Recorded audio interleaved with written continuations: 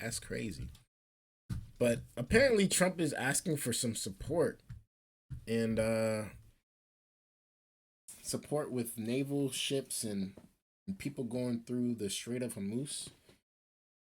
So let's tune into the video, man. Let's see what he's talking about, man. What's actually going on here? And we want to get more on the very latest for what's happening overseas. I want to bring in our senior Washington correspondent, Joe St. George, joining me now live from Capitol Hill. So, Joe, no end in sight with this conflict. Oil prices going up again, something we've been keeping our eyes on. The Strait of Hormuz continues to be blocked. What is happening now as we get ready to get the week going here in D.C.? Well, a little bit of breaking news happening just within the last few moments. On CNBC, the Treasury Secretary Scott Bessent is saying something about Iranian tankers leaving the Strait of Hormuz. And I just want to quote what the Secretary said. The Iranian ships have been getting out already, and we've let that happen to supply the rest of the world. That's what Scott Bessent, the U.S. Treasury Secretary, told CNBC just a few moments ago. As we get another work week underway, the pain that Americans are feeling related to this, there's obviously a human cost. If you're one of the family members of the service members who were killed, that's the only story you care about right now, the human cost of this conflict. But there is a financial cost to every single American. Right now, this morning, the cost for a gallon of gasoline, give or take, through AAA, is $3.70 a gallon, up significantly. Gas wasn't even $3 a gallon 30 days ago. Much of the storyline this week will be how close do we get to $4 a gallon as a national average. What's abundantly clear as well is that energy infrastructure sites continue to be targeted on both sides of the battlefield. In recent hours, we're tracking explosions in the United Arab Emirates at key energy facilities. You know what's funny about that, Spartacus? I know some Americans that are scared to be in America. That's so, to me, it doesn't make sense.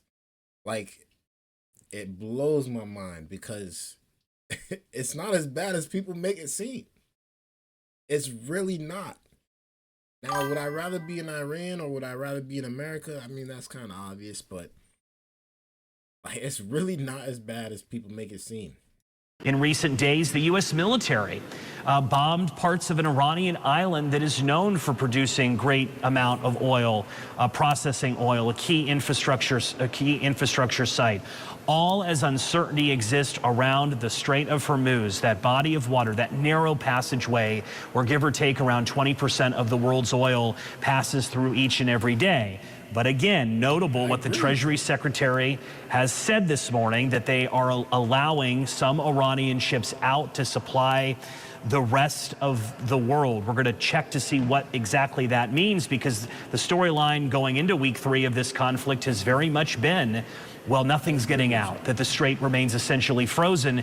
And when you're talking about a body of water that the world, so much of the world relies on, particularly Asia and parts of Europe, to get their energy, it's created a global disruption that this world has never seen before. Now, in addition to the developments from the Treasury Secretary this morning, we're also tracking what President Trump told reporters last night on Air Force One, saying that he's working with us. They might hate Trump, but they still are free. 100%, bro.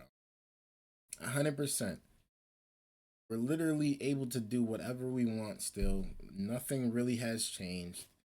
Like, I get if you're an illegal, you feel some type of way. I get that.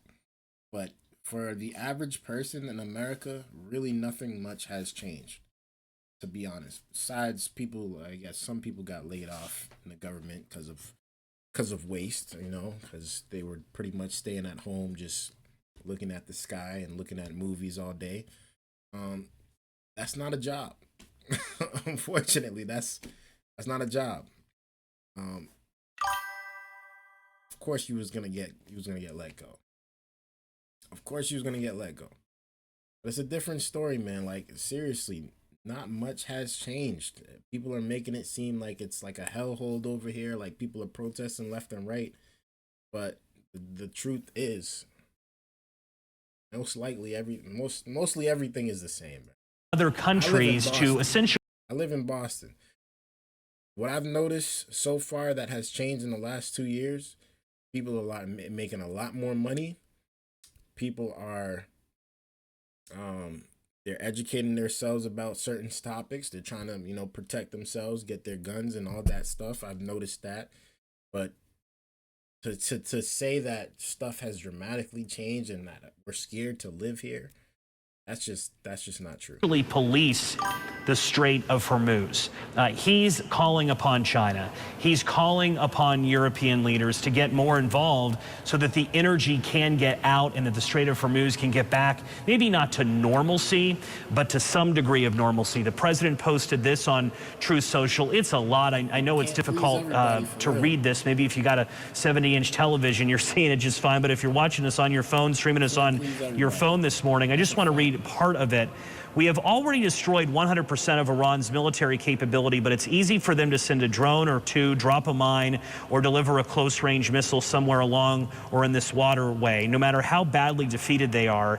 And the president said hopefully China, France, Japan, South Korea, and the UK and others will essentially get involved. Here's part of what the president said last night on Air Force One, his effort to create this global coalition to get some degree of normalcy back to the Strait of Hormuz. We're talking to countries about policing the straits because they are the ones, we don't get oil, very little, 1%, 2%. China, as an example, gets about 90% of its oil from the Hormuz Strait. And it's nice to have other countries police that with us. But Steph, and I agree with you, Spartacus, bro.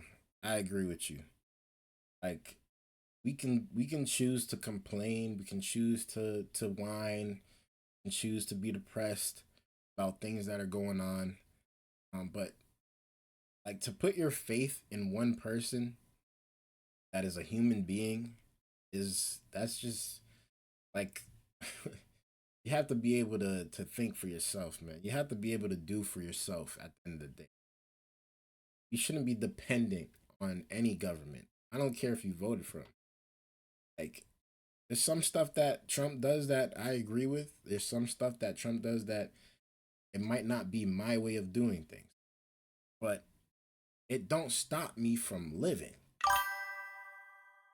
It don't stop me from living.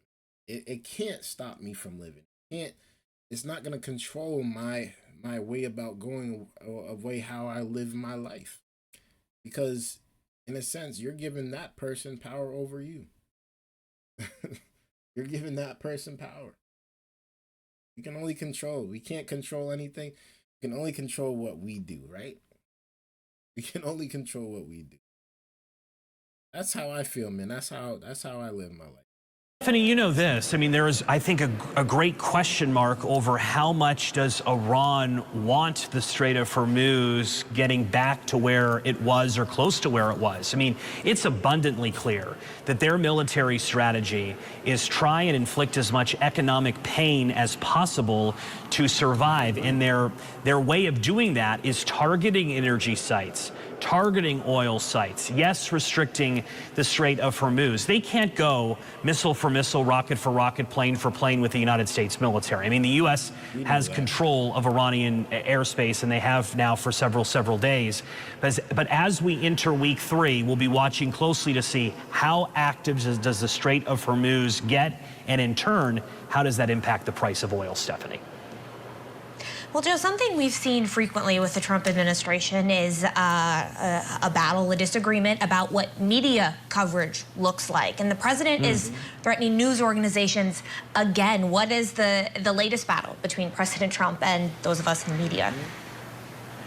Right. For those of us that have covered the president now north of 10 years in his political career, I mean, the term fake news or bashing reporters, it's not exactly new, but something has happened over the course of the last several days that may be a new development, or at least potentially a new development, is that is threatening broadcasters, local broadcasters, with their licenses over how the war is covered. The president took to Truth Social last night to really applaud the FCC chairman who made news on this over the weekend, that they would look into reports, how the war reporting is being conducted. The president saying online, again, another lengthy lengthy post, but at the end, the president said, "I am so thrilled to see Brendan Carr, the chairman of the Federal Communications Commission, looking at the licenses of some of these corrupt and highly unpatriotic news organizations. They get billions of dollars of free American airwaves and use it to perpetuate lies, both in news and almost on all of their shows, including late-night morons who get gigantic salaries for horrible ratings and never get, as I used to say in The Apprentice, fired." Now, the RTDNA, which represents broadcasters, which is a group that represents many journalists, they fired back in response, quote, "Let's be direct, what Chair Carr is describing is government control of the press. He can call it public interest. He can call it accountability. It's neither. Using federal regulatory power to threaten broadcast licenses over coverage decisions is unconstitutional. Full stop. The First Amendment does not have a carve-out for news," the FCC chair finds. And I kind of get that point. You don't want to take away from the First Amendment freedom of speech. You don't want to take away from that. But at the same time, if you're out here reporting on stuff that's actually not true, you should be at least held accountable for it. Not in a way of you might lose your license, but you might have to come and say, all right, this was not true. Like I was saying earlier in the stream with Pete Hegseth, he was saying some certain things about the Iranian leaders and how one of them is injured and this and that, where we didn't even actually know if that was true. And it came out that it wasn't true. So I don't like to be lied to the same way you don't like to be lied to. Let's try to get the truth out there, and let's try to get it the most authentic news that we can get. That's all I'm saying. That's all I'm saying. You don't have to take licenses unless you are out here purposely trying to put out fake and false news. That's inconvenient. So that's how broadcasters are responding. We will see exactly where this goes, right? I mean, we've seen threats by the president before. This has been a popular tactic for now north of a decade, going after the press. But we have seen slight, although significant. Fake news can really damage somebody's mindset about what's really going on. Like fake news, like you saying, Spartacus, about COVID. Like there was a whole lot of fake news during then, a whole lot, and people just believed it. They were scared. They were nervous. They didn't want to come outside. Like I know people that are still to this day wearing masks everywhere they go, even if they're by themselves, just because of how bad that time period affected them mentally. Because of what they saw on the news. I don't believe everything. I don't believe everything. I take it, I hear it, I comprehend it, I try to analyze what I believe and what I not believe, and I do my best to make the right decision. But to sit here and just 100%, just if you hear everything on the news and you just agree with it without doing your own research and your own analysis of it, you're just a bot. Like you just a bot. Changes in press policy at the Pentagon since the start of Operation Epic Fury.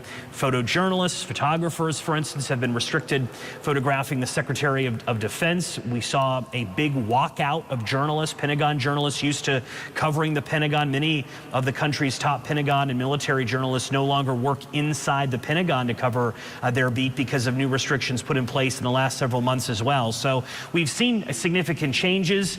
What does this mean? Is this just meant to rally the base on social media? Again, one of the many stories we're tracking on another busy Monday here in Washington. Let me know y'all thoughts about this down in the comments below, man. I'd really like to know y'all thoughts.